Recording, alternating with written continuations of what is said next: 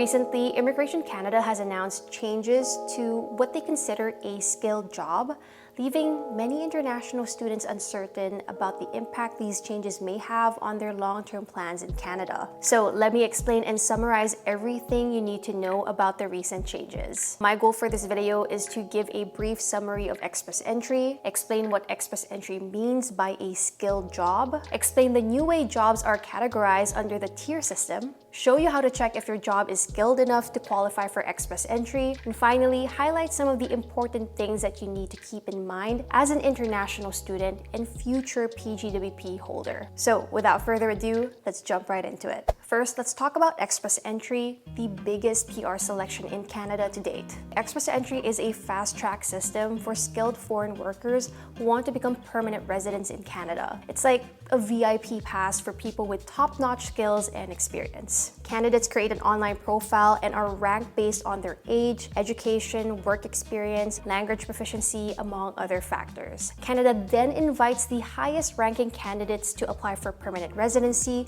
through periodic rounds of invitations called Express Entry draws.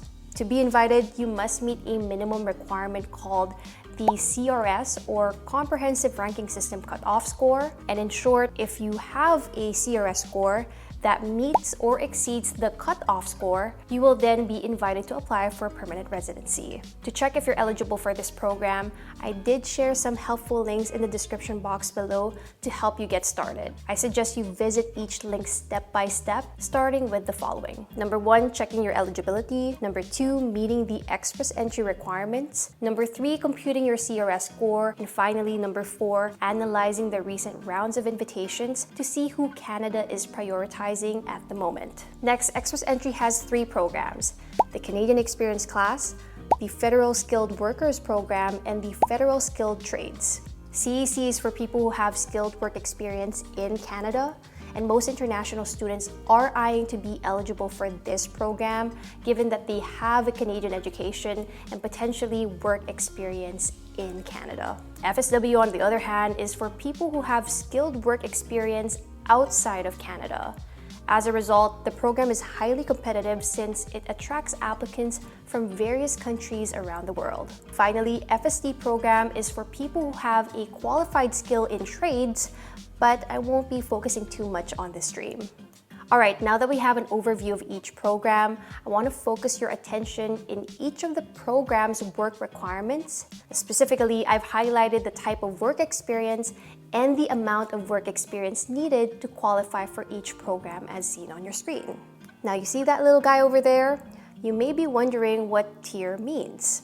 TEER stands for Training, Education, Experience, and Responsibilities. Essentially, TEER is a new system introduced last November 2022, which Canada will now use to categorize and classify jobs in the labor market. It goes from Tier 0 to 5, with Tier 0 having the highest requirements and Tier 5 having the lowest. You can pause this video to review how each tier is differentiated. To qualify for most of the programs under Express Entry, your job should fall under Tier 0, 1, 2, or 3. Here's how to check which tier category your job falls under. Go to the website as seen on your screen, which I've linked below. Make sure you select Search Job Title and choose the latest knock version. Type your job title in the search box and click Search. Relevant entries will appear, so just select the one that matches your job title. Now guys, it's crucial to not just rely on the job title, but also confirm that your actual job responsibilities align with the ones outlined in the job description. Once confirmed, you can see the corresponding 5-digit knock code and the tier it belongs. You can also see the matching job titles by clicking the drop-down menu. But yeah, there you go. That's how you check if your job is skilled.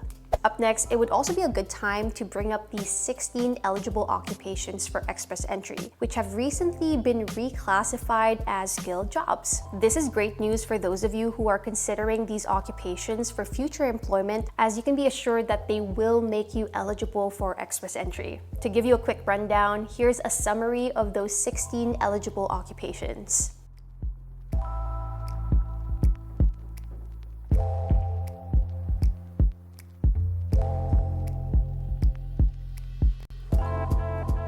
Conversely, it's also important to note that there are 3 occupations that are no longer eligible for express entry. So if you're pursuing or working in one of these fields, I highly recommend reassessing your options, particularly if you intend to apply for express entry in the near future. So after sharing all of this, why should this matter to you?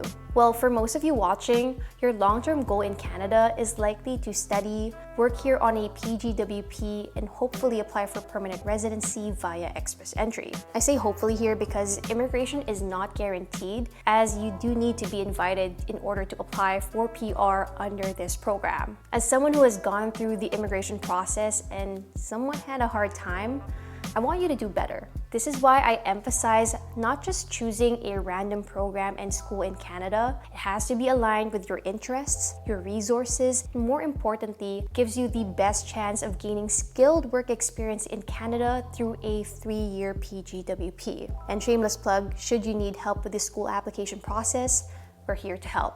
Make sure to visit our website at canexvisa.com. Additionally, I want you to get a full-time paid skilled job in Canada immediately after graduation so you can start building your CRS score, because those in Canada work experience are worth some serious points. I want you to aim at qualifying for at least the CEC and FSW program to increase your chances of being invited to apply for PR. It's also worth keeping in mind that Canada may roll out PR programs in the future that require skilled work experience, or better yet, skilled work experience in Canada.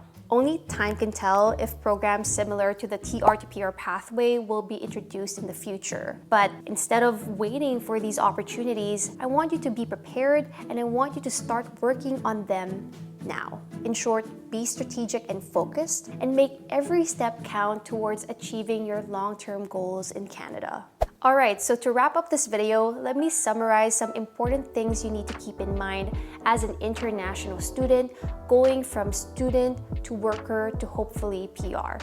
Number 1, maintain your full-time student status in Canada during each academic session of your program to meet the requirements for a postgraduate work permit. Number 2, as a student, you can only start working in Canada once your program has started.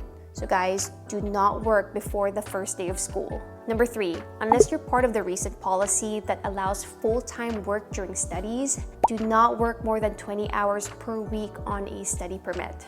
Finally, number 4, immediately stop working once you have completed your program unless you have already applied for a PGWP or started a new program. This is again essential for meeting your PGWP eligibility requirements. Moving on to the next phase as a PGWP holder, here are some things to keep in mind. Number 1, ensure that your future job is skilled enough to qualify for express entry. This way, you can plan and line up a full-time skilled job before graduation to save time. Number 2, you can work while waiting for a decision on your PGWP as long as you met the following criteria. A lot of students, including myself, have used this time to work full-time to accumulate the time needed to meet the requirements for CEC. So utilize this limbo phase to get you a head start. Number 3, work at least 30 paid hours per week to meet IRCC's definition of full-time work experience. Number 4, the time spent working as a student unfortunately does not count towards CEC. This is why I stress the importance of getting a skilled job ASAP after graduation. 5, I also need to stress that you must work for an employer in a skilled job. Self-employment unfortunately does not count towards CEC. Finally, for the sake of immigration, it's important to choose a skilled job over a job that you like, which is not skilled. My first skilled job after graduation was an admin assistant. And while I was not particularly passionate about being an admin assistant, because of the time constraint of having only a 1-year PGWP, I didn't really have the luxury of being too selective in my job search. While I certainly hope that you can find a job that you both enjoy and meets your immigration needs, I also just want to emphasize the importance of considering the trade-offs and making practical choices that lead you to your desired outcome. Anyway, that's it. That's all I have for today. I hope you gained a better understanding of how express entry in the new TEER system works. And I hope that I was able to provide helpful tips on how to navigate these changes and increase your chances of achieving your long-term goals in Canada. If I was able to help in some way, I'd really appreciate if you can like this video, subscribe to my channel, and also leave a comment below. Thank you for watching. Be safe and be kind. And as always, I'll see you in the next video. Cheers.